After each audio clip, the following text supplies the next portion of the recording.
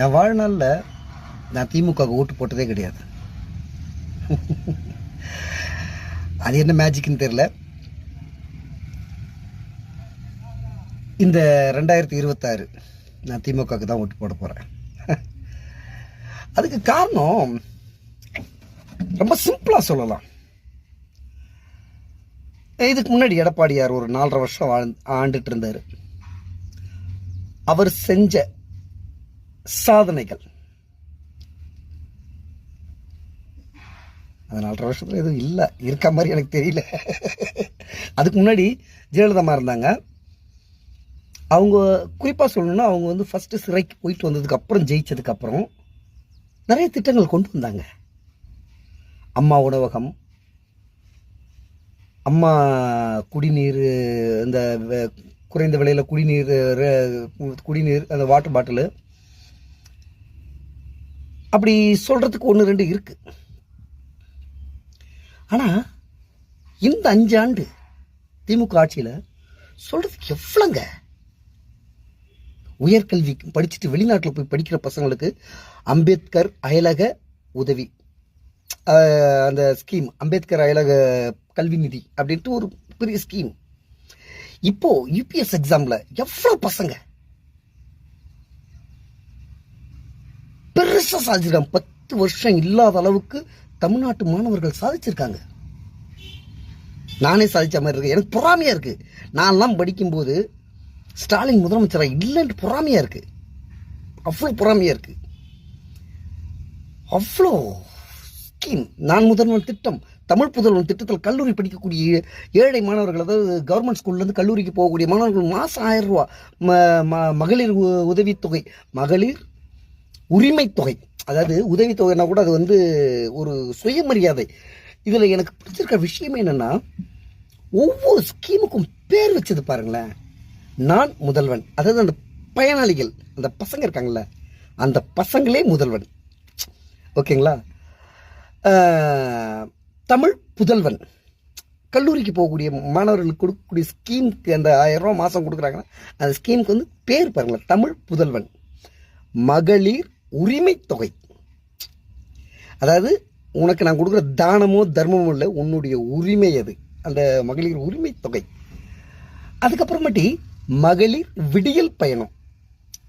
உங்களுடைய வாழ்க்கை விடிஞ்சிருச்சு, நீங்கள் வந்து காசு கொடுத்து பயணம் பண்ண வேணாம், அது விடியல் பயணம். அதில் எல்லாத்துலேயும் சுயமரியாதை இருக்குது. அம்பேத்கர் அயலக கல்வி நிதி அப்படின்ட்டு ஒரு இது. அதுலேயும் பாருங்கள், அம்பேத்கர் வந்து குறிப்பிடுறாங்கன்னா, அம்பேத்கர் வெளிநாடு போய் படிக்கிறதுக்கு எவ்வளோ போராடி போய் படித்தாருன்றது நம்ம எல்லாருக்கும் தெரியும். அவர் பேர் வச்சுருக்காங்க. வெளிநாட்டுக்கு போய் நீ படி ஈஸியாக. அவர் ரொம்ப போராடிட்டாரு போய் படிக்கிறதுக்கு, நீ ஈஸியாக போய் படி அப்படின்ட்டு வச்சுருக்காங்க. அதுக்கப்புறமாட்டி இப்படி அடிக்கிட்டே போகலாம். எவ்வளோ ஸ்கீமு. சத்தியமாக இன்னும் 100 வருஷத்துக்கு இந்த ஸ்கீமில் ஒரு ஸ்கீமை கேன்சல் பண்ணணும்னு நினச்சா முடியாது. தமிழ்நாட்டில் பெரிய போராட்டமே இருக்கும். அன்னைக்கு வர முத்துவேல் கருணாநிதி ஸ்டாலின் தான் முதல்வர். இது அண்ணா சொன்ன வார்த்தை. நான் கொண்டு வந்த திட்டங்களை யாராவது தகர்க்கணும்னு நினைக்கும் போது தமிழ்நாட்டில் பெரிய போராட்டமே நடக்கும் அப்படின்னு சொன்னார். அப்படி தகர்த்துட்டீங்கன்னா, தகர்க்கிற வரை அண்ணாதுரை தான் சிஎம் பண்ணார். அதே தான் நான் சொல்கிறேன். இப்போது எம்கே ஸ்டாலின் வந்து கொண்டு வந்திருக்க திட்டங்கள் வந்து அவ்வளோ திட்டங்கள். இதில் ஒன்றை தகர்க்கணும் அப்படின்னு நினச்சி கையெழுத்து போடும்போது பயம் வரும் பாருங்க. பயம் வரும் வந்துதான் ஆகும். ஏன்னா ஒரு ஸ்கீமை கேன்சல் பண்ணாலும் தமிழ்நாட்டில் புரட்சி வெடிக்கும். கண்டிப்பா பெரிய புரட்சி வெடிக்கும். ஒரு ஸ்கீமை கேன்சல் பண்ணாலும் எக்ஸ்ட்ரா தரேன்னு சொல்லிட்டு ஆளுமை இல்லாத சில, நம்ம எடப்பாடி கூட இடையில சொன்னார், 2000 எப்படி கொடுப்பீங்க என்பது வரியை உயர்த்துவோம் அப்படிலாம் சொன்னார். வரியை உயர்த்தி நான் அந்த 2000 ரூபா கொடுப்பேன்னாரு. அப்படிலாம் இல்லை. பொருளாதாரம்னு ஒன்று இருக்குது, தற்சார்பு பொருளாதாரம்.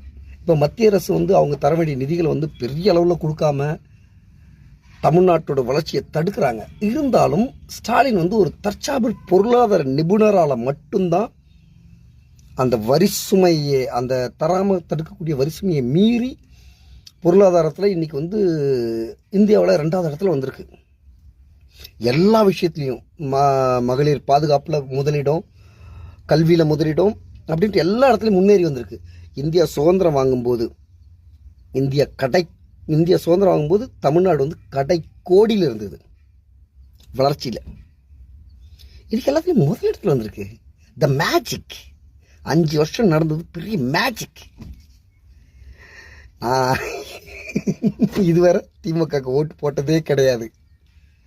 ஃபர்ஸ்ட் டைம் ஓட்டு போட போகிறேன் திமுகவுக்கு.